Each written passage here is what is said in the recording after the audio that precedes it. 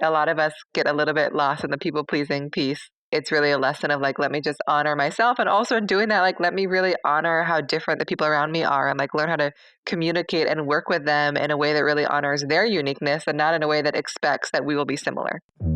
This is Only the Bold, where I have deep, riveting, and fascinating conversations with truly phenomenal humans. I'm your gay, ADHD-having, and compulsively curious host, Gia Goodrich, and among many things, I can't get enough of hearing people's incredible stories and getting inside the way their brains work. Each week, I have conversations where we dig below the surface and really uncover everything it takes to live a truly bold life. Despite the messages we get from media and popular culture, the boldest, truest version of yourself is exactly what the world needs.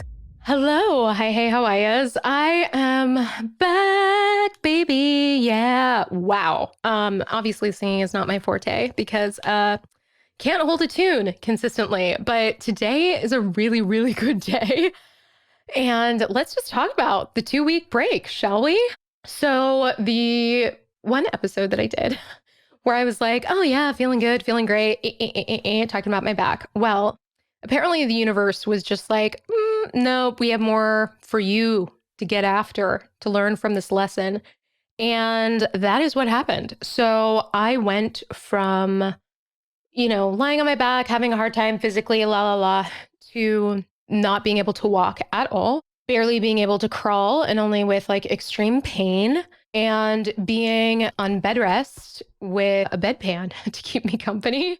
That's not true. I had the fox who was so amazing, took care of me, and my mom and my Auntie Lane, and then just so many people sending me wonderful vibes. But I really had a pain initiation. So really quickly before we jump into this episode, I want to just talk about it because it's been one of the deeply transformative areas of my life. So, or just experiences I think that I've ever had.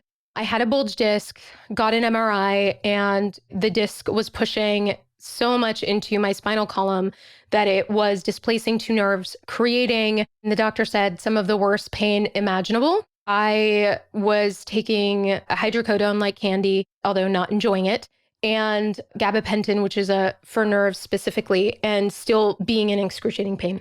It was just this very liquid space where the days ran together and I was just trying to survive moments when I was just begging the universe to let me pass out because the pain was so bad. I mean, it was just so humbling, so surprising, so scary. Every day it was a new sensation. Every day one position that felt okay yesterday felt horrible and I needed, so it was just this constant experimentation. And one of the things that was such a gift that I even recognized going through it was that it was the first time in my adult life that I can remember where my body and I were on the same team, which sounds a little weird, right? Because obviously my body was doing things that I wasn't like on board for, but I had to be so in touch with my body. I had to breathe into things so much. I had to be in it so much that it forever collapsed that separateness that I had that I had wanted between my brain, my mind, and my body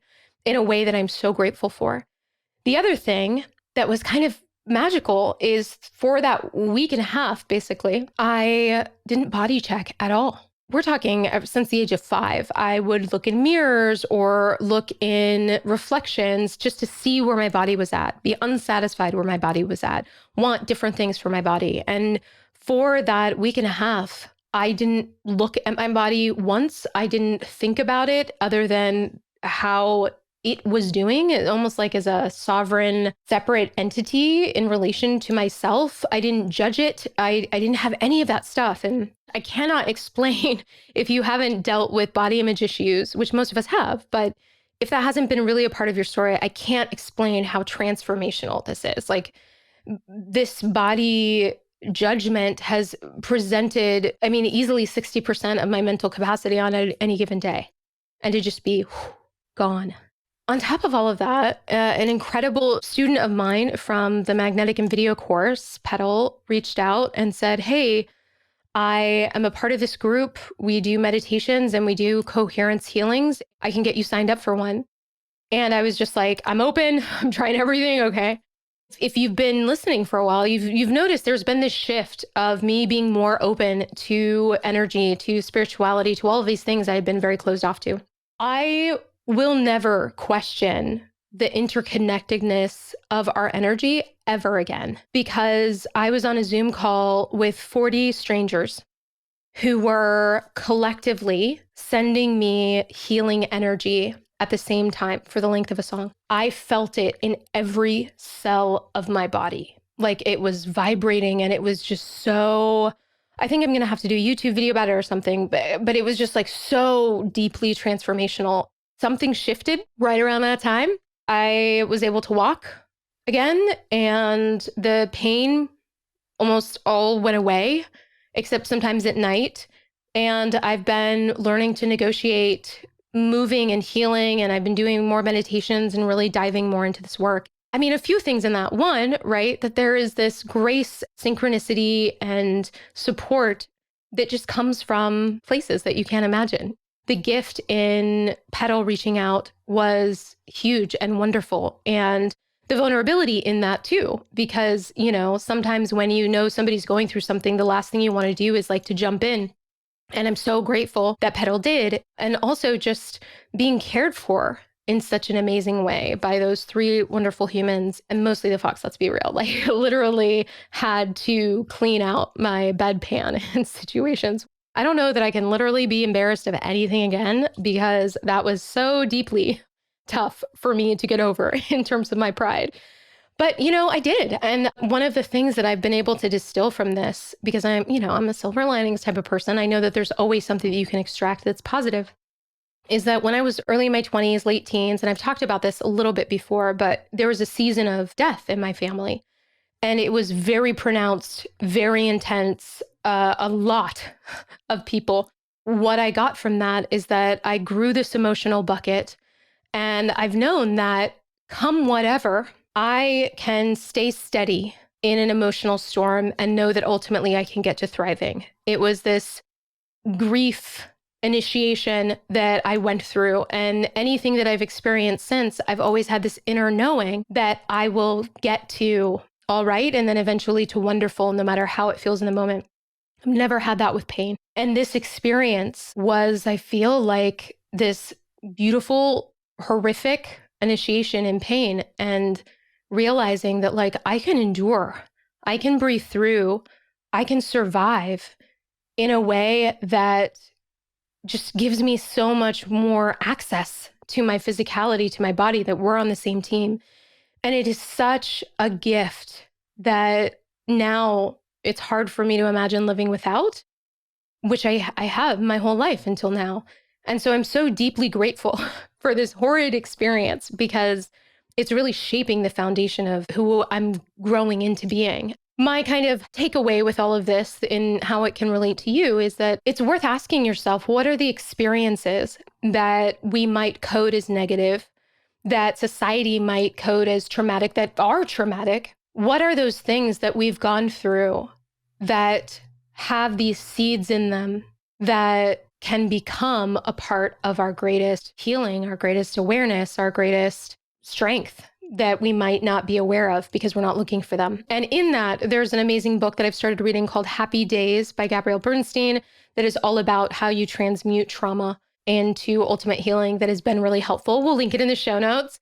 Before we roll into this amazing episode that I can tell you you will absolutely love, I just want to share that with you, that I'm so grateful. I'm so appreciative for this wild ride that I've been on, but that's where I've been. And I'm back. And today was my first episode back recording. And I'm so grateful for all the guests that are coming up that have had to reschedule, move things around. And we're so generous about doing that. And today was great. It was my first one back with this incredible human that you will absolutely fall in love with if you aren't familiar with her and her work already. We just had such a heart-expanding conversation about being seen and putting yourself out there and creating a business that really creates the life that you want, whilst providing a service that's deeply transformational, learning how to rock with and appreciate who you are and the unique way that you're created. It was such a fabulous conversation that I'm so, so, so grateful to have had.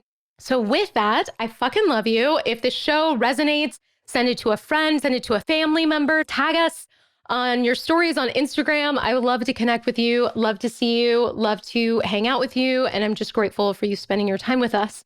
And let's roll into the episode. Today's guest has been a generous guide to myself and hundreds of thousands of humans on the quest to better understand ourselves. She's an entrepreneur, coach, speaker, and most importantly, a teacher distilling the infinitely complex framework of human design to something practical, tangible, and easy to digest, which for me is in a slow and quiet setting, which we might talk more about as we get into it. She has been featured in Forbes, Mind Body Green, Well and Good, and over 150 podcasts, including many of the top 10, like Almost 30, and That's So Retrograde. But more than any of that, her authenticity in her presence and her work models a powerful balance between having a mission-based calling and structuring it in a way in a business that creates a life and lifestyle that allows for freedom, space, and generosity. If human design is new to you, you can think of it as a unique map to your body and body's energy that is a synthesis of ancient wisdom and modern science. It shows you how to navigate your experience by leaning into ease and understanding instead of efforting your way through life and continually coming into contact with burnout, which is hashtag my life story. So I received my blueprint from Erin, which is a 60-page document that has helped me get to know so many of the reasons why certain things have felt easy for me and others incredibly difficult. And it's helped me to reshape my life for the better and really craft it so that is a fit for who I am. The generous, energy having, and wonderfully bold soul, Erin Claire Jones. Oh my God, you have me crying. Thank you so much for that. That was so amazing to hear. You never know the impact you're having, and you never know it's perceived. So that was such a beautiful reflection. Thank you so much. Well, you're very welcome. To me, one of the things that I think is so important is we have our impact in the world, but then we have the way it feels inside to us. And usually there's like a huge mismatch between those two things. I'm really excited to hear more about your story and your relationship to it because it's literally undeniable that you're having this massive impact, but you're also a human in a room, like having your feelings and your childhood stories All the and all of time. that good stuff. Absolutely. And we live in such an interesting world with social media and the way that people like appear, and so it's really always so nice to be kind of reminded of everyone's humanity. It has been such a journey, and I'm so happy to be here talking to you. Yay. Well, first off, did I summarize human design well enough? Because I mean, it is just like so beautifully complex that I feel like it's one of those things where trying to distill it into a sentence is like almost impossible. It is, and you did it so beautifully. And it's one of my favorite things hearing how other people define human design, like in their own words, not from like regurgitating it on a website. And so I loved it. I loved the exploration of like how to live life. And I so use this in my own description of like how to live life more in flow and not so much like efforting and resistance and challenge. And I think what human design does more than anything else is it gives us permission to be ourselves. And like all those quotes out there, like it's just hard to be all the things that we're not. And it's so much easier to be who we are. And human design just reminds us of that. So I loved your description so much. In your own journey, what are some of the key insights that you gleaned about yourself, the settings you need to be in, the way your life needs to work, that human design gave you that has really helped you shape your life? Yeah. And human design's an awareness system, it's like you can learn it and it can take forever to integrate, like Yeah. it's never about like I'm learning it and now I've like got it down. It's like because I know my design, I can see so much more easily why things are working in my life and why some things are a bit more challenging. And it just supports me in like continually becoming more and more myself. So I discovered human design in 2015. I am a projector in human design. And basically, what that means is that I'm not really here to be a doer. Like, I am much better suited to be a teacher, as you said, as a leader, a guide.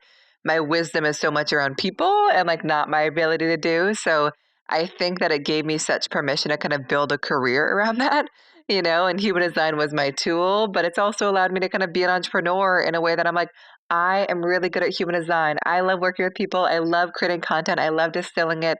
I'm not great at operations. I'm not great at strategy. There's like a lot of things that I'm not great at, And so like I think that a big shift it's allowed is just allowing and support and really honing in on where I offer the most value and handing off the rest, which is hard for me because I like to be in control. So Hmm. that's been a big one. Another big shift for me has been around decision making. Basically, I'm not really meant to be spontaneous. I'm meant to take my time and feel into things and sleep on things. And I had historically been so spontaneous and so regretful. I loved the instinct. I was like, I'm in, and I still do it sometimes. And I'm like, shoot, why did I commit to that? And so, like, I think that is annoying. Like, my lesson is patience. As annoying as it can be for me to wait to enter into things, it's always paid off because I enter into things from such a cooler, calmer place of just like knowing. And if I jump into things, like I almost always regret it because I just like feel a little bit different the next day. So that's been a big one. I mean, honestly, there's so much. I would say the last piece is around my strategy. So in human design, I'm here to be invited into things. I'm really here to be deeply recognized and just invited in. And I'm not really here to initiate or chase after things. Like I'm here to work with and not date, now I'm married, but like work with, partner, and be friends with people that really see me. And I think that prior to human design, like I really was like had the people that I wanted to be seen by, but they did not always see me. And so I think that it's really been such an amazing tool to let me know like I'm not for everyone and the right ones will recognize me, see me, and like invite in my gifts and like you did make me feel seen. And so like that's the best place to put my energy. And so just those three things, being a projector, waiting to be invited, and sleeping on things has been profound because it's changed how I work, how I create opportunities for myself, romantic and business and personal, and also around how I make decisions in the most aligned way. That idea of really going into what feels aligned and what works when there's so much pressure to really like move in a different way, right? So like I'm great with spontaneity to the consternation of everyone around me. I'm just like, nope, we're going to pivot over here. Nope, we're going to try this thing over here. And I feel like for a long time, I was really working against myself to try to fit into situations that were really felt better to others. So many people, minorities, women and femmes, like we're socialized in this like emotional hostessing capacity. And there's just something so powerful about really like claiming the space to say like, this is how I'm showing up. This is what I need. And it's either a fit or it's not a fit for you, but this is my truth. But I imagine it's still not easy to live that way all the time, especially when you have all sorts of opinions. I think human design gives people language to how they operate and like and communicate that to other people. And not everyone will like it.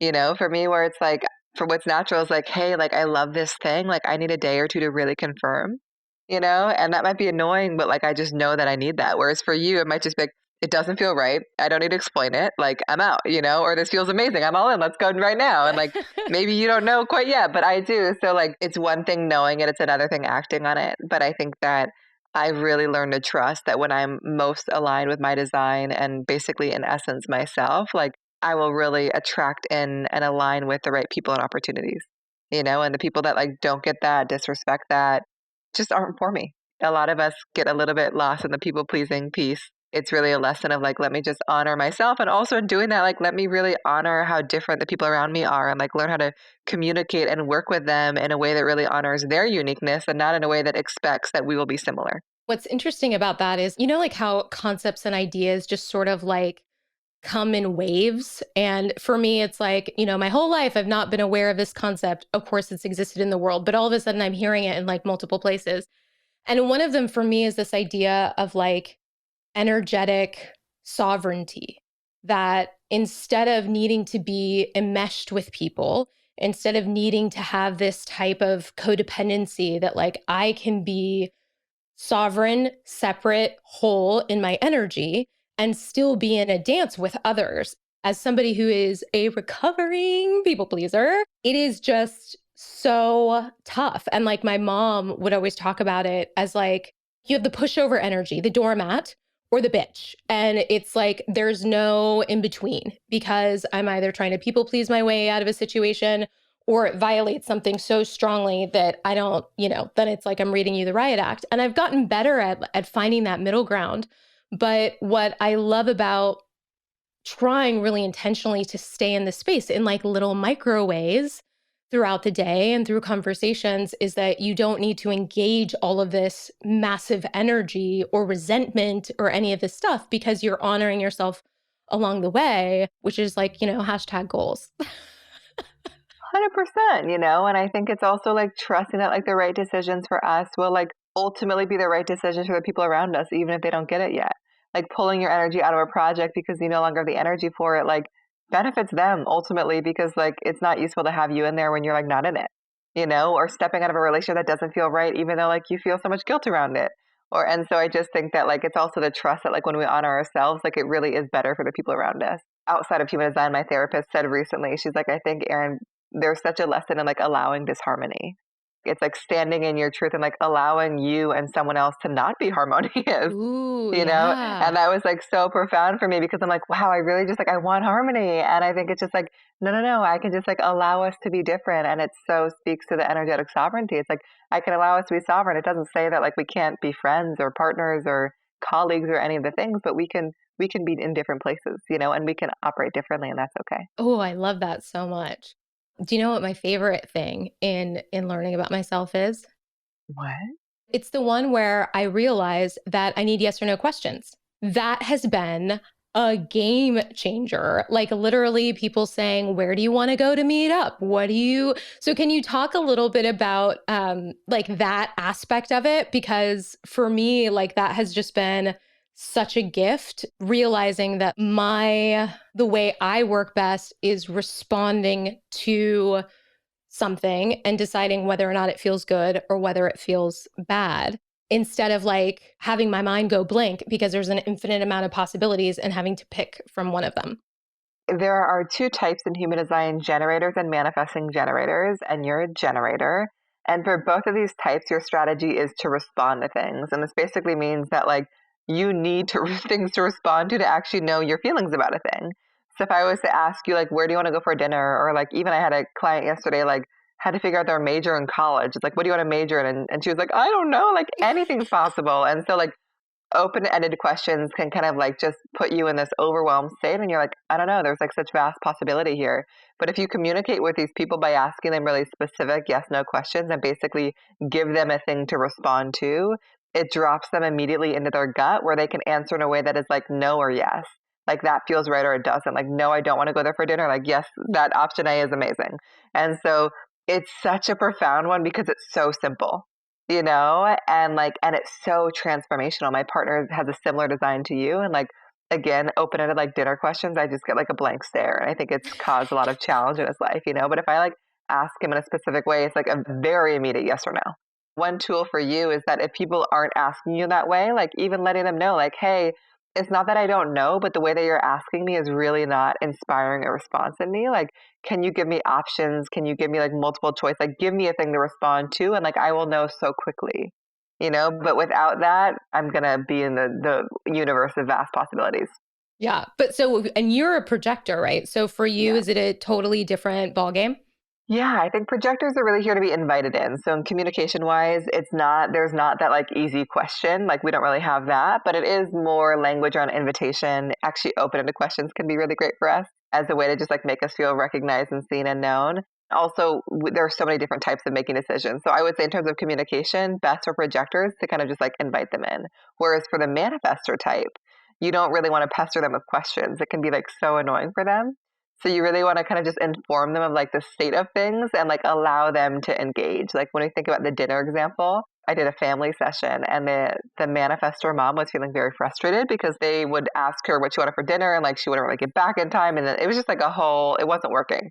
We discovered that like if they just said like, hey, we're ordering dinner and they just like gave her the choice to engage or not, it felt so much better for her. And so when you have manifestors in your life, just like inform them of what is happening and like let them choose how to engage and when. So there's so much, but those are kind of some specific communication tools. Yeah, I love that. There have been so many different modalities that I've come into contact with, right? Like I'm thinking all the team building stuff where it's like the SDI assessment or Myers-Briggs or there are just so many that are so based on your perception of yourself in that moment, which I have never been particularly good at assessing my own self, A, and B, it just didn't feel like there was as much resonance. And what I find so fascinating about this is that to me, it feels like a cheat code, not only for myself, but really for understanding other people in a way that, I mean, because I feel like we all default to think everybody's like ourselves. obviously. Yeah. The world would be wonderful if everybody was like me. But like a great example is my definition of bold is having the audacity to listen to your internal sense of knowing above everything else. Now, before I understood anything about human design, I would have said in your gut, full stop. Hmm. And I Right. didn't understand that there were other people that when I said that, they would be like, well, what do you mean? That it was one of a few different types. Your internal knowing is just, it's so fascinating because I can't imagine what things are like for somebody else. So much challenge arises when we expect people to be similar to us or different than what they are. We have our own life experience where like sometimes people are like, oh, but like isn't everyone like that? I'm like, no. And so like human design reminds us like, oh, like well, you have a really strong gut instinct. Like for you might hear in the form of like a whisper or like a knowing might come when you talk it out, or maybe when you sleep on it, it arises. So like Mhm. it does remind us that we're all so different. And the more we know what the people around us are and how they operate best, the more we can like really feel connected and empathetic to that.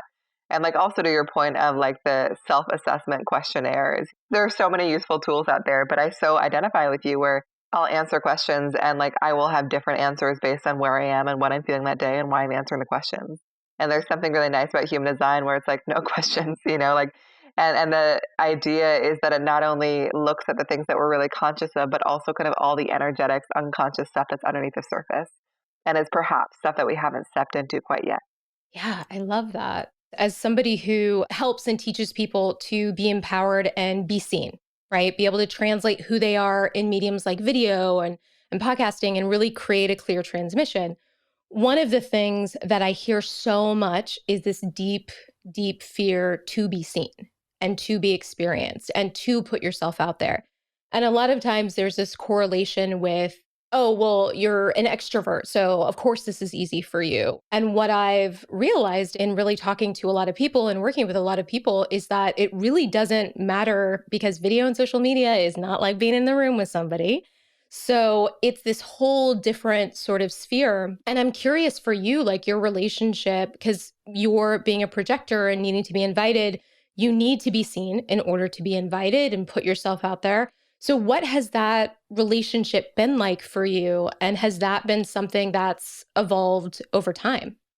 Definitely evolved over time. I think that so much of being a projector is being invited in, but like you said, people can't invite you unless they know you exist.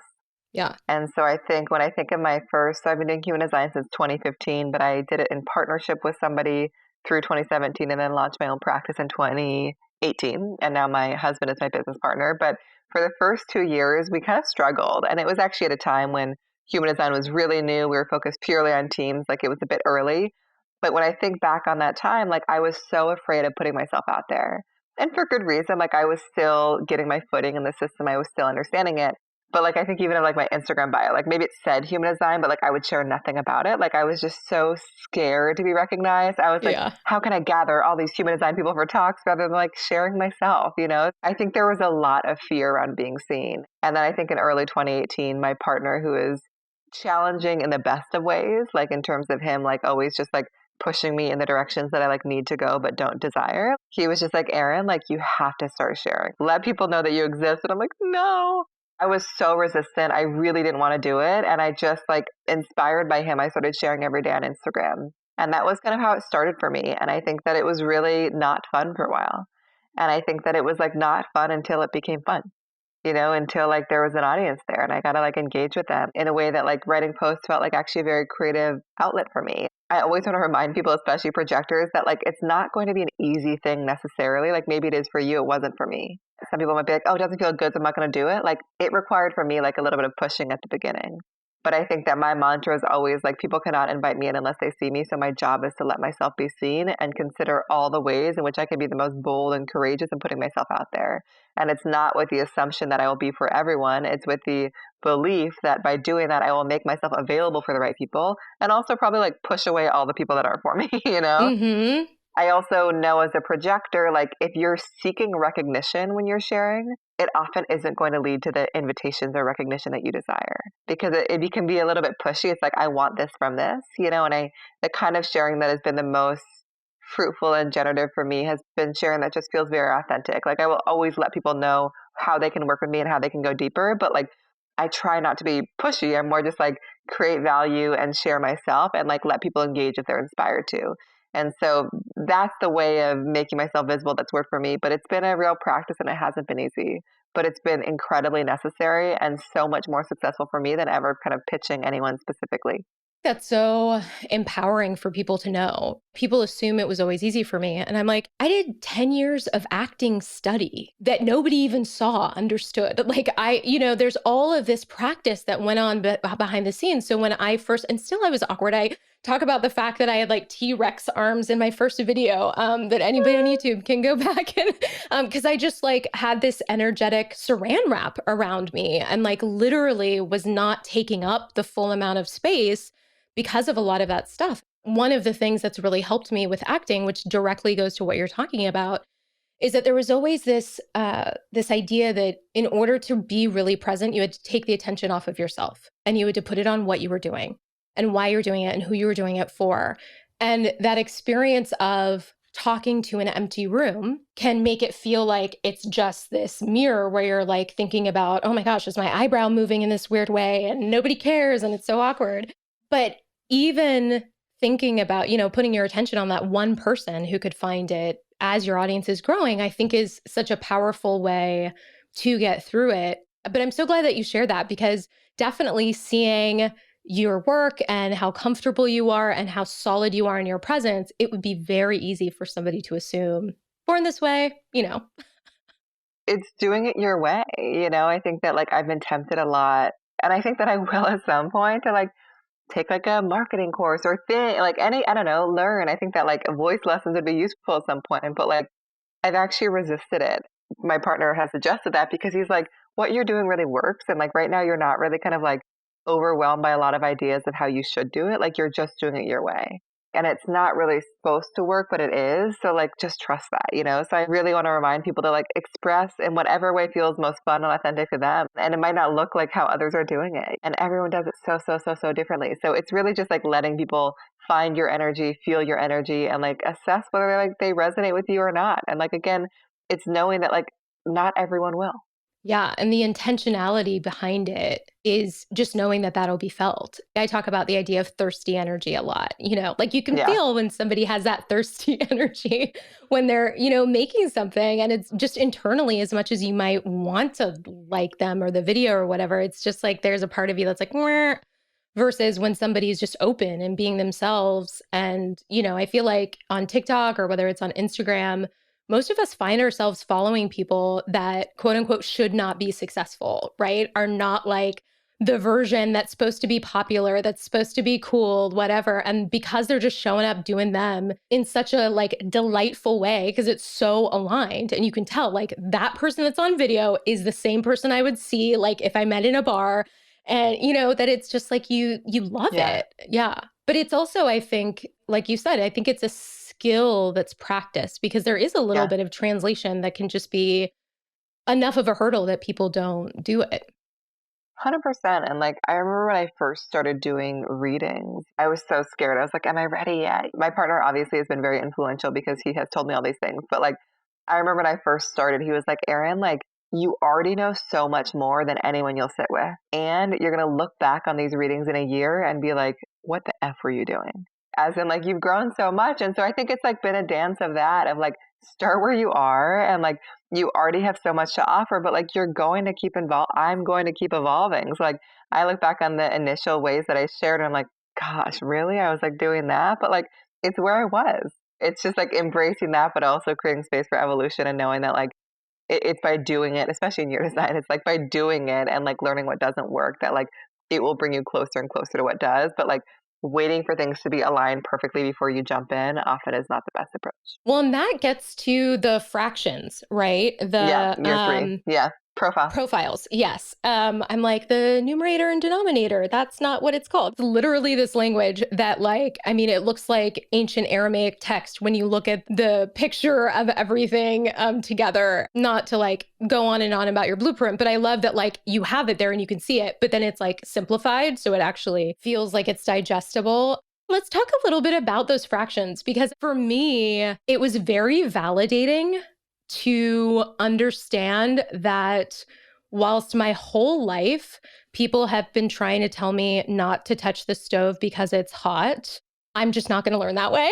And so it was like, see, it's not just Yeah. me. This is like literally something that cannot change.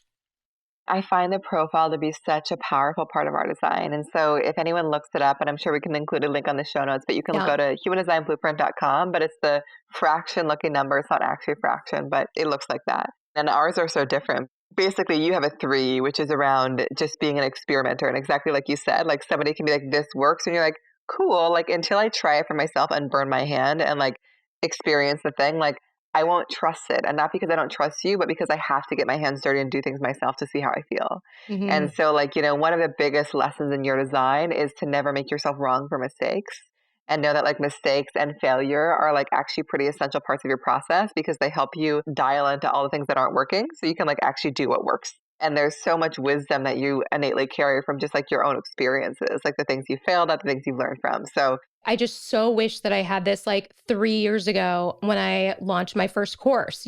I've had so many moments in my life where I swing for the fences, quote unquote, fail miserably. And then, depending, like spend sometimes years licking my wounds before I have enough gumption to get back and try it again. And I think understanding things like this just helps that it's like, of course, I got to fail to figure out that didn't work, that framework from that awesome person just didn't match me and I need to run it through my own filter. For me, what's really helped is like that bounce back rate, that refresh rate, where it's like, okay, cool, moving on. Like this is a part of the process. I love that because there is really such a natural resilience to the 3. If you are making yourself wrong for it, it can be very challenging. But if you're just like, okay, let me just like gather more experience and like enter into it in a much more playful, curious way of like what works and what doesn't and how can I use this to like fuel my growth, it's so much more empowering. And then the other part of your profile, just to give people an example, is the 5. And the 5 is around the fact that like you're a very natural leader, problem solver, fixer, like very charming, kind of meant to impact many people. But the thing for you to watch out for is that people can project all kinds of things onto you and want you to be all sorts of things. So, like, you'd be amazing at this, or like, I want to be your friend, or like, can you help me in this way? And so much of the lesson of your design is around following your own convictions. It's like the boldness for you, that just like trusting your kind of own inner rhythm and inner guide and not getting lost in like other people's expectations and desires for you, even if they're super positive, even if they're like, you should be this superstar. And you're like, it actually doesn't feel like me. So I'm not going to go down that path. And it's just so fun to see everything through this context. But literally, my entire life, I call it the mentor trap, where somebody has seen something in me and then wanted to mold me in their image. And it feels so wonderful being seen, having somebody who's important and amazing really believe in you. And then I would go down these roads of like getting thrust into pilot season to be an actor, to do this type of Nickelodeon sitcom thing, and then failing because it wasn't totally what felt right. And then moving into this and photojournalism and all of this kind of stuff, doing it in a way that clouded my own internal guidance. And then feeling like I was failing them because I was falling short on their expectations of me because it wasn't just a right fit for me. But of course, I had none of that context. It's such a powerful example because I think especially when you play into other people's projections, is it leads to failure in some capacity because it's like at some point I will disappoint you because I'm not that thing, and I can like pretend for as long as I want, but like at some point, like it won't feel like me anymore. I think it's so useful for people to know that, especially early in their careers, because I've had so many people that have this, that like have had a career that's entirely shaped by other people's desires for them. And then at a certain point, they're like, I don't want to do that. That's not my thing to do. So the profile is very juicy. So, what's yours and how are we different? So I'm a 6'2". So the 2 is around just being a hermit, not being a hermit all the time, but like time and space alone is so important. And the 2 is also about kind of carrying this like innate genius is too big of a word, but this like innate talent. Like you just kind of do things in your own way that's like very natural, and often you can't explain how you do what you do, you just do it. And so like it's not about like leaning to the things that feel super hard, but the things that feel like easy and natural. And I think that there were so many times in my life that I was hired for things and people like couldn't really explain why they were hiring me. They're just like, I just want you to around. And I'm like, but why? Like I haven't even given you the resume. Looking back, it's just so funny because it has been so many of the opportunities have been people just be like, I don't know what there is here, but I want it. And I think that it was challenging because I was like, I want to be able to explain it, but I've learned that like I can't always, and the right people will kind of recognize that in me. And then the sixth in my profile is around being a very natural role model and teacher. But I meant to live my life in three phases. And this was really confronting for me because the first 30 years, when it's meant to be a time of just like experimentation, trial and error, like not figuring anything out, but trying as many things as possible. And I discovered human design when I was 25. And like, I remember my first business partner was like, this is like a terrible time to partner with you because like you're in the most experimental phase of your life. And I was like, no, I am in this for life. Like we're in it, you know? And then like a year and a half later, I was like, ooh, it's like a little bit uncomfortable. Like I need to try a new thing, you know? And so like he knew, we knew. And then 30 to 50, where I am now, is really time to kind of pull back from everything, see things with more perspective, embody wisdom in a deeper and deeper way, and just like invest in what works. And then also I meant to hit my prime when I turned 50 because that's kind of when I embody my authenticity in a way that just inspires others to be themselves. But it has been really interesting because when I turned 30, I moved to the woods, got married, just like really dug in. And I look back at my 20s, I was trying all kinds of things, so much so that my partner was like, I could never date her. Like, she's just like a little bit, she's just doing it, you know what I mean? Like, she's just not out there, but just I was really trying so much, mostly to discover it all wasn't for me, you know? And so it's so funny to look back on that time because like I was so in that phase, but I feel like in such a different place now. And I think having the framework of human design has really given me such context to kind of the difference in where I am now versus where I was then. And how cool to know like when your renaissance is happening. Just wait, like it's only getting better from here. I know, and people can feel disempowered sometimes when they hear that because they feel the pressure to like they have to wait for whatever many years. I felt that I was 25. I was like, I want to be a role model now. And then it was like, Mhm. not yet. Like, you know, you can offer wisdom and guidance and all the things, but like it will be embodied in a different way. And like I really see it as a thing not to wait for, but just to look forward to. And I also think it's a really beautiful model for all of us, whatever our designs, like that it's meant to keep getting better and better and better. Okay, like this is an area that I'm really fascinated by.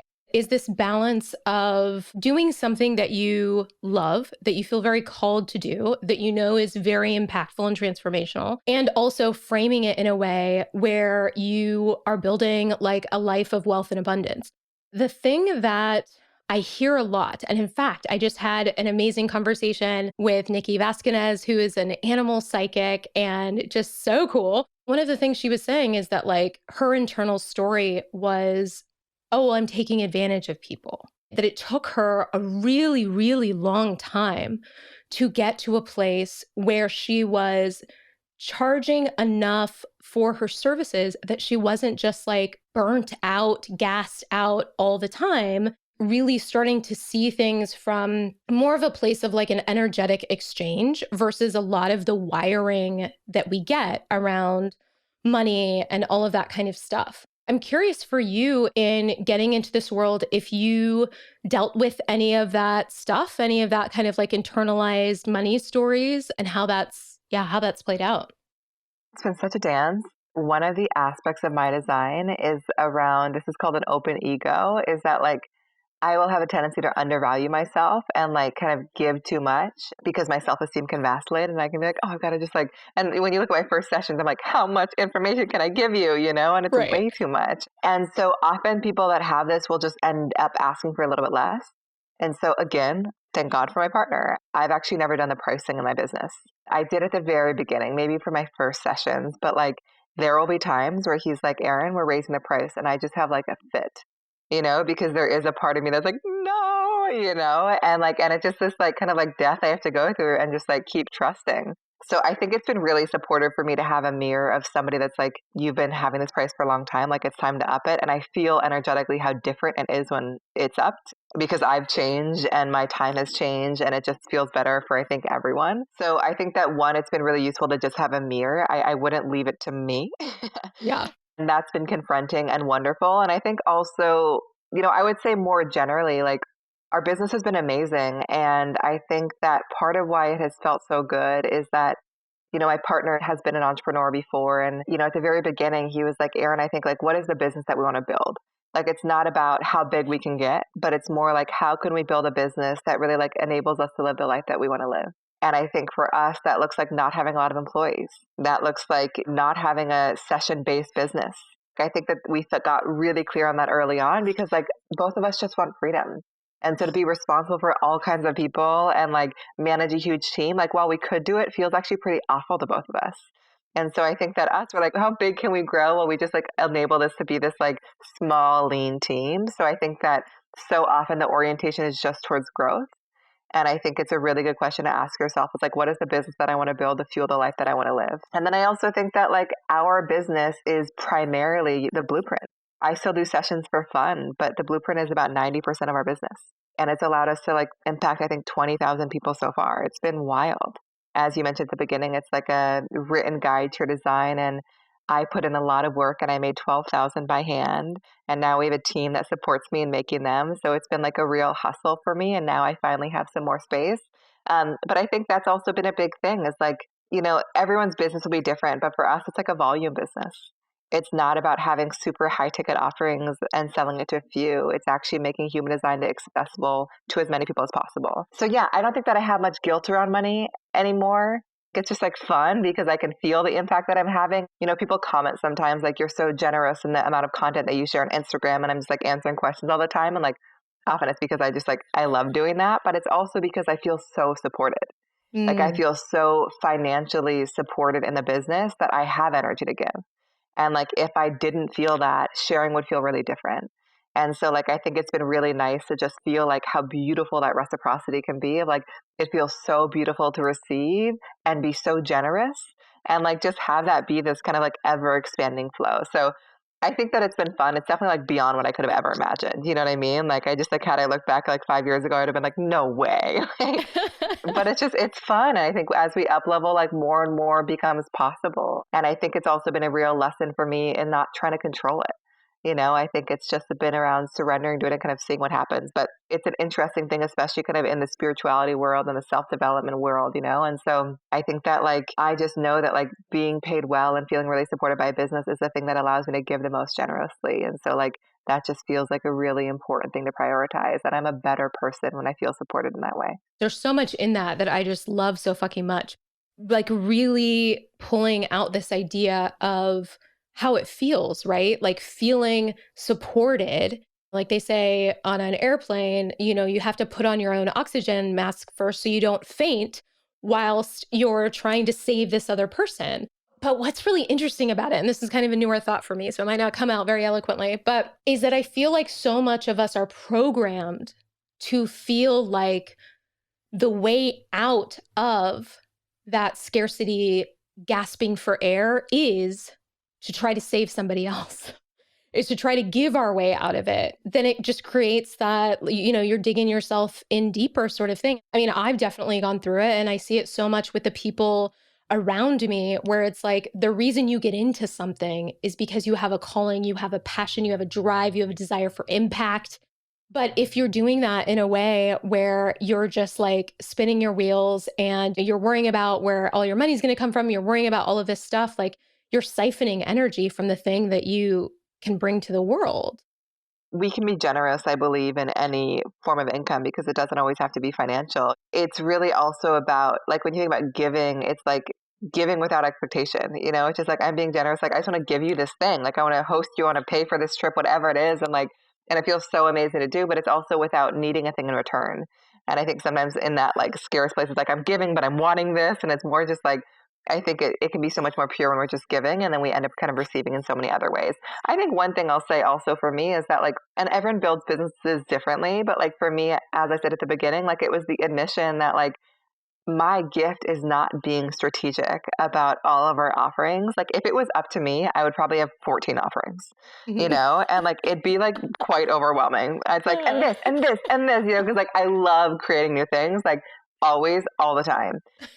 But I'm really lucky to have somebody who just like really holds me back in that way and just like really advocates for simplicity in business and like is like, let's do one or two things like really well. And once those are totally unlocked, we can like expand to more. It's useful to have other people, to have partners, to have people that like will see things in different ways. I know that me being good at human design has not translated to me being good at a lot of other things in terms of business. And so like, I think it's been really useful for me to have a more entrepreneurial perspective that is more oriented towards sustainability and scale than if it was like just me doing it alone. I would still be probably doing a session-based business, which is not to say that like I don't know how to do things and do a business, but like I really needed that other perspective. And so also allowing that in if you're open to that and if the right people are around you. And really working on attracting people who are supportive and like filling in areas that you're not as strong in. My superpower area is intense. Like I'm incredibly good at what I do. It is like the size of a nickel, surrounded by a football field of things that I suck at horribly, you know? And it's just Yeah. like that's okay to know. And to have people around you like and I'm not even talking about business wise like I mean even for me like in my life there are things that I just legitimately can't manage like laundry. I'm so grateful because I've had people in my life that whatever kind of dance we do about managing things and whatever, my laundry has always gotten done. And I'm so grateful for it, you know? Yeah. In terms of energy, one of the things, like for me being a generator and really like getting excited and all of this stuff, one of the things that has been fascinating for me to learn, and I'm still very much like working on it, is that that excitement and that energy doesn't always need to be focused in my business. I can have hobbies, which is like an earth shattering thought to me. I'm like, what? And I just finally started doing my phone screen, my lock screen is just like a little quick, like vision board type of thing because I had a lot of time whilst I was trying to heal my back. I loved going on this quest to find like, how do I want to feel? What do I want to do? So there are things like dune boarding and inside skydiving and pole dancing and learning Russian and all of these things that I have not had the energetic capacity to put into because I've thought that like all of my excitement and creativity needed to go into this like productive, what I'm offering the world sort of thing.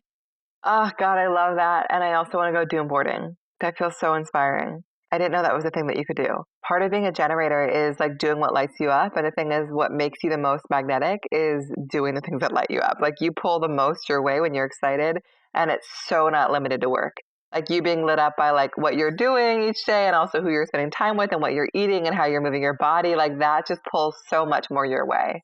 Every type has their own version of this, but it is a really important thing because we can get so oriented on work and it can just feel like stifling. But I would say for you, like you're meant to be lit up by your life. And so wherever you can prioritize that, like your business will actually benefit from that. The blueprint is such a different type of offering from like everyone else in your space. And I'm not even talking about human design. I'm talking about like anything. Everybody is, you know, courses based or, you know, whatever. So I'm fascinated about like the genesis of it and just because it's so rigorous and fascinating and like literally an embodiment of you doing your own thing when everybody else is going this opposite direction. I know it's so hilarious. I also have so many friends. They're like, God, how can I get into like the blueprint business? They're just like, what is my blueprint? You know?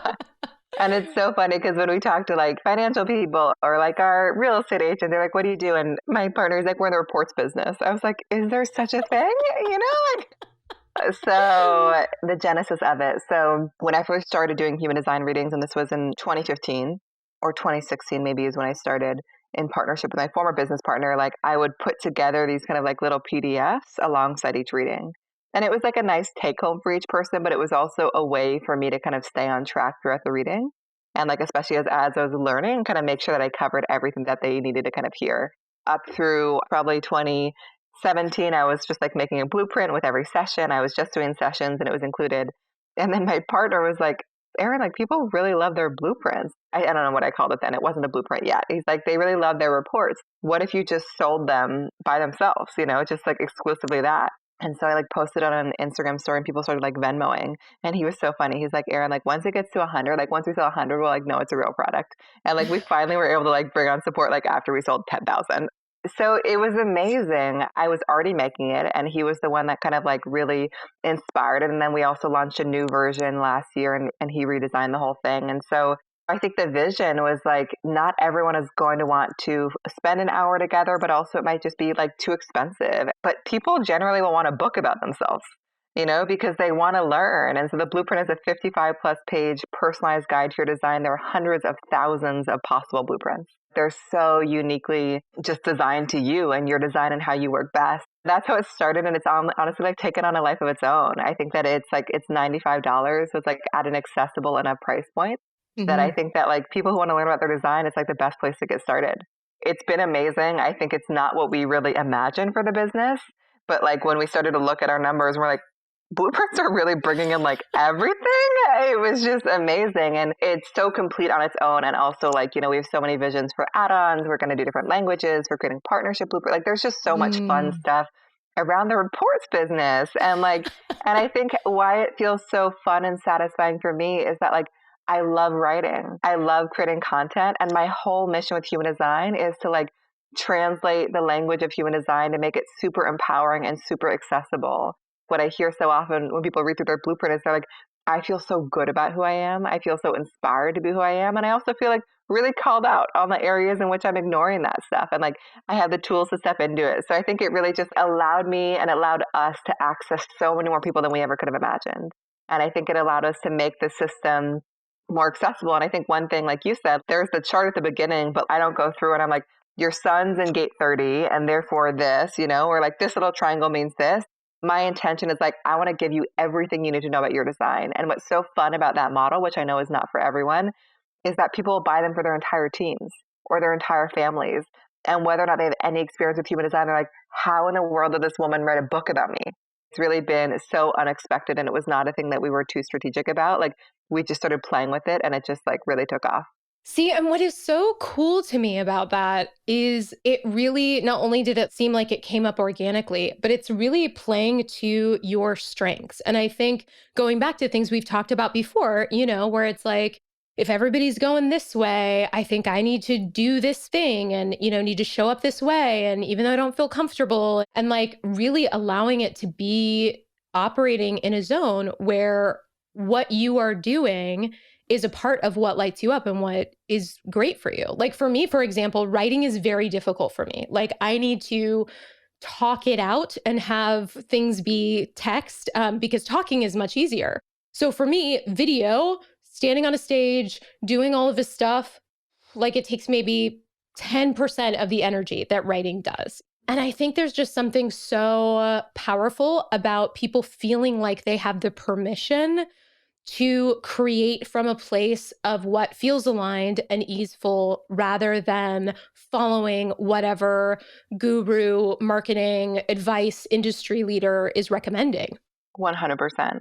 And it's so easy to get lost in that of like, oh, this worked for them, I'm going to do it. And even with the blueprint, I've seen a lot of human design people like launch their versions. I love that. But also like, I think that they discover it's really hard and I watch it fizzle out mostly because of endurance. It's much easier for me now because I have people that support me in it. But like, I knew that that was coming, which is what allowed me to make so many by hand because I was like, someday this will be easier. But it was a lot, And so it is interesting watching other people create their own versions. And like, again, I love that. I don't think that like there can be too many of these things in this space, but it is a reminder that like if we launch from a place of like it's working for someone else, like we might not have the energy for it. Hmm. And so like it is really trusting what feels right to you, and doing it in your own way because like it's always going to take you in the right direction. Yeah. Do you, because that also makes me think about beliefs and values, because so many people, especially in the educational space, just have beliefs that really fall into the zone of like gatekeeping, like the competition scarcity sort of zone, secret special sauce sort of thing. I don't want people to step on my toes. And as a business owner, I understand there's certain things that are just good to do to protect yourself, right? Like trademarks when necessary or whatever. But I think as like an ethos or an energy, there can definitely be the zone that people fall into where it's like, I need to stay ahead of the competition because of, blah, blah, blah, blah, blah. I mean, some of it I've already heard, like your mind frame around how you understand that, like, there's going to be people who are trying it and everything. But what does that inner kind of dialogue look like? And has that shifted from as you've gotten more established in the space and been doing what you've been doing for longer? Yeah, I mean, I think it's a dance. I can get so insecure, and question all the things. And it's so in my design to have those ebbs and flows. But like, I've just at this point seen a lot of people like, just like I remember one person, like they just like, they literally like did my whole link tree, like all the same links, like all the same event. I was just like, what is going on? Like, and so like, I think I've just seen enough versions and emulations where I'm like, people are going to do their thing. You know what I mean? And like, I got to just trust that they're going to do it their way. And also when I've seen that happen, it's never lasted. because I think they've tried to do it, but it hasn't actually felt right for them.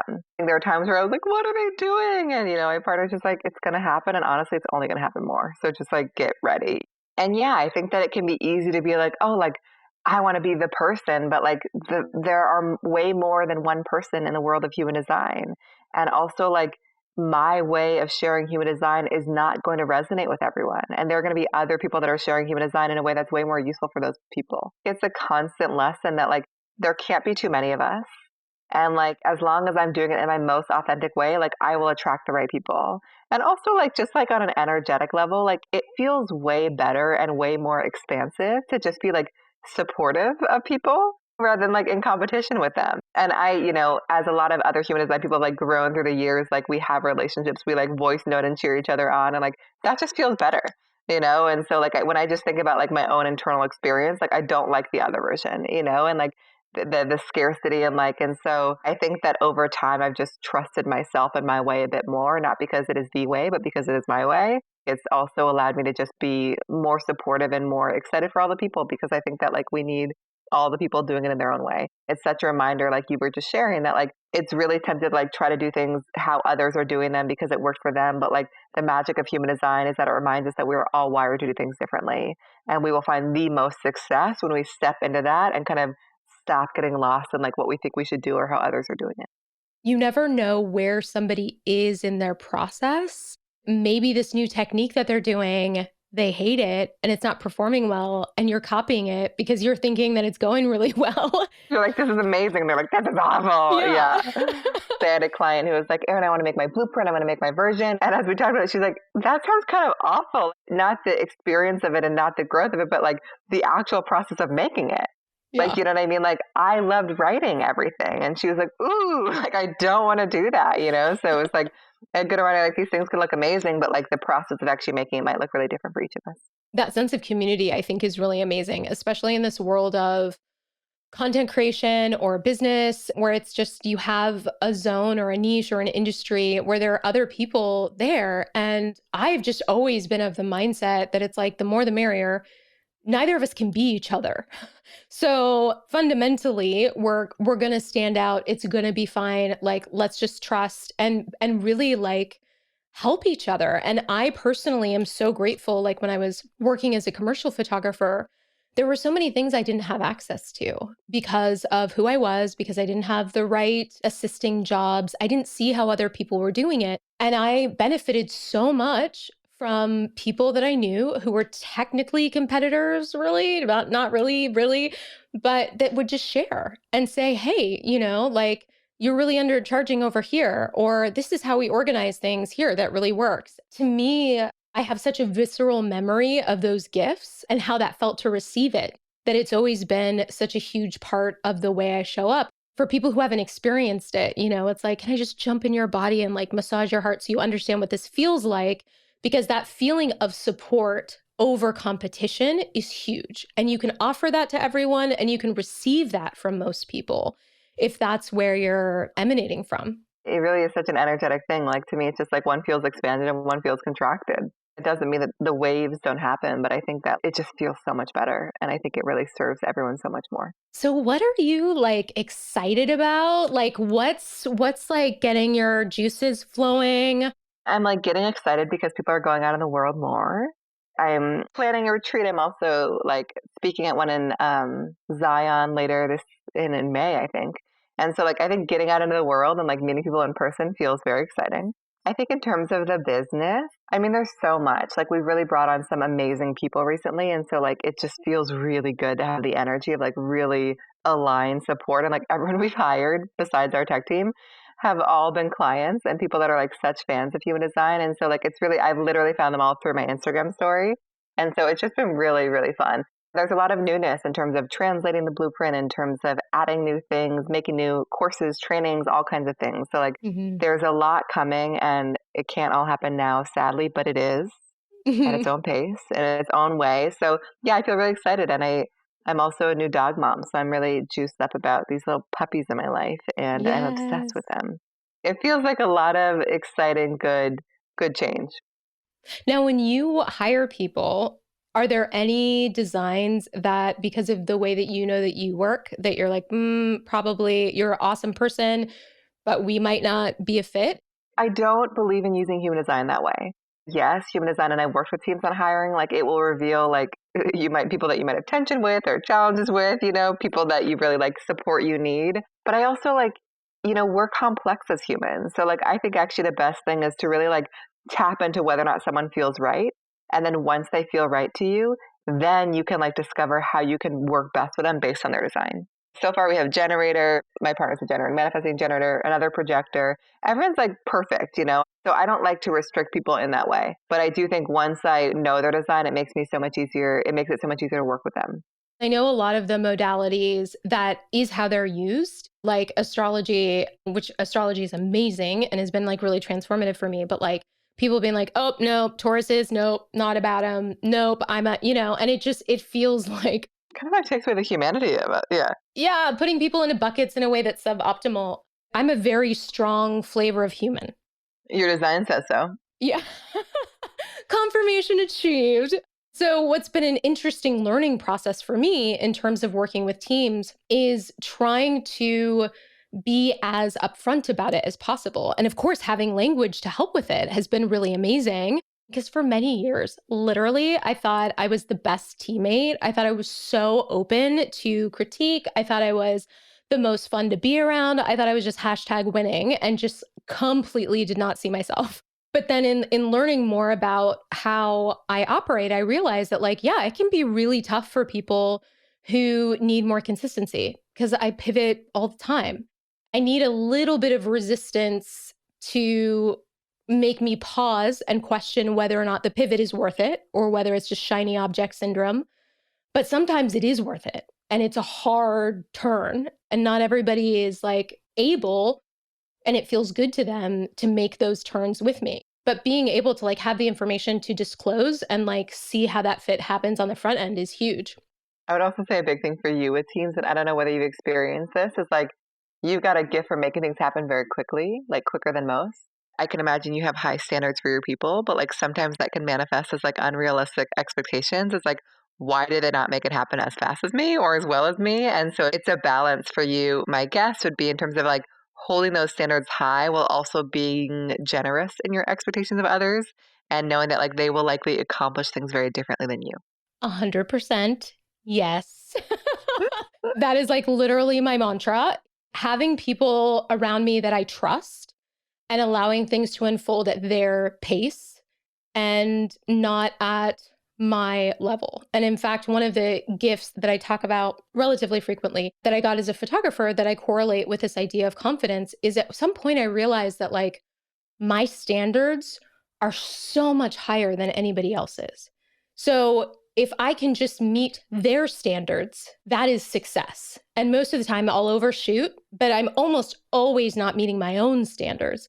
And once I was able to like tease those two apart, my life became so much more successful because I wasn't failing, because I wasn't thinking that I needed to meet my own hyper unrealistic standards. And so in working with people, knowing that like I'm a deep hyper focuser and I can just bang something out like nobody's business, or I'm like an inert blob and can't make anything happen, that allowing people to just like cruise at their own pace has been really, really helpful. But it's a meditation for me because it's not easy. Totally, or natural, but like again, it's the awareness of being like, oh, this is like a lesson for me. And also, like the magic of human design, like we said at the beginning, is really honoring whether it's your partner, your kid, or your colleague, honoring how different they are and not expecting similarity and just be like, okay, how can I leverage your gifts while not believing that you're going to do it like me, and be disappointed if you don't do it that way. So it's a balance of like, let me just articulate who I am and what I need, and also let me really take the time to understand how you operate best too.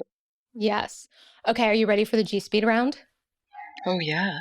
What is one of your favorite personal insights from human design? Regardless of whether or not you choose to dig into the system, it's the recognition that we're all wired to operate really differently in life, in business, and in our relationships.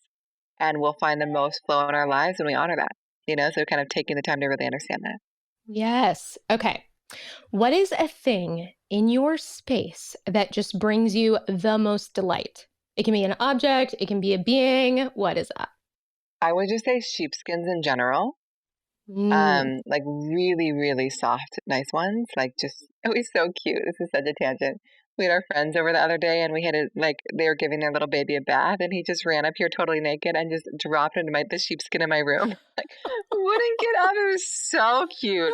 Ah. And then also I mentioned that we have two new rescues. One of them is like a Siberian Husky and he's just like all white and he's like bringing me so much joy. I just look at his face and I freak out. The other one too. Mm. I'm obsessed with No, them both. Yeah. is this the one that has to be restrained a little bit because of health stuff? On sedatives for 2.5 months on bed rest, and so he's just, like, really slow moving. It's all he Mm. wants is to be has his belly rubbed. It's too much. I can't. I did not understand the deep love from animals because I was allergic for so long. And it's only been in the last few years that I've co owned a dog named Dingo, that it's like my heart has cracked open a few sizes. Just like, fucking love you so much. It's so crazy, and they have, like, such a nonverbal connection, and, like, it is, like, the most heart-opening thing in the world in a way that I couldn't have imagined, you know? It's like, "I'll pick up your poop. I will, like you're gonna uproot my life in all the ways, and I'm receiving so much." Yes. Okay. See, this is a new one I've never asked before Okay. because of human design. So, how does your invitation for boldness show up for you? I think that what's been showing up for me, and I don't know if this is really answering the question, but, like, I think that I've learned that if I want deep connection in my life, like I have to show up as myself fully, like authentically and boldly. Like if I am just like skimming the surface in any way, like I don't allow people to see me, you know? And Mm. so I think the invitation for boldness is coming from a desire, one, to attract the most aligned people in the world and business, but also to like cultivate the depth of connection that is the most meaningful to me, and being really kind of bold and courageous in my friendships and in my relationships. Yes, that's so resonant. And that wasn't at all the way I was thinking of it. I was thinking of it like, I felt in that. your body, is it a voice? Is it whatever? But I love the way that you answered it. I was like, I don't feel like I'm getting this one right, but this is what's coming up. Okay. No, I love it. Cause I mean, going back to, me just assuming everybody receives, whatever, like to me, I physically feel it in my solar plexus. It's like a little, You got to do it. Yeah. yeah. Okay. Who was like your early celebrity crush? Okay. I was talking with this Sarah the other day and then I literally forgot who it was. I think it was Hayden Christensen. I'm trying to remember if that was like the right timing for me. I guess he must be. I'm actually, if he's a childhood crush, he's definitely older than me. I believe that's who it is. He's the guy from Star Wars. I just got into Star Wars in 2020. Yeah. I'm a new Star Wars Marvel fan and I'm obsessed. Wow. Well, I made the worst mistake ever with Star Wars, which I will never live down, is that I had a partner who had never seen it. And it was right as the newer movies had been released. So I was like, oh my gosh, this is phenomenal. You can watch it from the beginning of the story. And Oh, then and the by wrong the order. end of the third movie, she was like, this fucking sucks. Jar Jar Binks is like low key a racist archetype. I'm over it. And I'm like, but these are the good movies that are coming next. And she was just like, no, not doing it. And she might still have not seen any of them. And I was like, Oh that my God. that is a major oversight fuck up on my part. I hear you. We had to be so intentional about like the order to watch all these things in. Okay, second to last one. What is a failure that turned out to be a gift? I think like human design not working out the first time. I started a business with my former business partner and like and walked away from it for another opportunity and because it wasn't really flowing, and like thank God every step of the way. Like thank God I walked away when I did and like thank God I did it for the time that I did because like it just like it led me in the perfect path. So and I think that I was very scared to start again because I felt like I'd failed the first time, but like I started from such a different place and in such a different setting. So I think that that gave me so many necessary lessons and gifts that first time. Mm. Okay, lastly, if you have like one line, one sentence, one piece of advice to help people live more boldly, what would it be? I think you just do it your way. Like, do it in the way that feels right to you, and, like, it might not be in a way that you can explain to others, but I think that, like, again, our authenticity is what allows us to, like, find the most flow in our lives, so really kind of trusting that even when it's scary. Yes. Okay, tell people how they can connect with you, how they can get the amazing blueprint, all of that goodness. Yes, so I am Erin Claire Jones on Instagram. I share a lot there. If you'd like to get your blueprint, which is a great place to start, which is a 55 plus page written guide to your design, you can get that at humandesignblueprint.com. I'm happy to create a discount code for your audience. Did we Yeah, talk can we about do this or no? Gia? Or do you have another Gia in your life? No, I don't. You're the only Gia. So Yes. discount code is Gia. And then I also offer sessions. You can find that on erinclairejones.com and workshops and all the things. I love that. Erin, thank you so much for like just sharing your amazingness, wonderful energy and insight and all of that fabulosity with us. I am delighted that interacting with you as a human being is just as amazing as I would have guessed it would be. So, yeah, I appreciate you. Oh my God, what a pleasure. Thank you so much for having me. This was so fun. What an episode, right? I'm telling you, sometimes it's just this beautiful magic dance of generosity, of presence, of honesty and authenticity. And I'm just so grateful for how Erin showed up and what she shared. I'm so trusting that this episode will find the amazing people that it's meant for and will help them feel seen and validated, because that's exactly how I felt in this conversation. So, you, amazing, bold soul that you are, I wish you this week one of transformation, of like owning your deep wealth of power and love and tapping into those sticky, uncomfortable emotions and like really getting in there and really loving the amazing human that you are. And I fucking love you. And I will see you next week. Bye.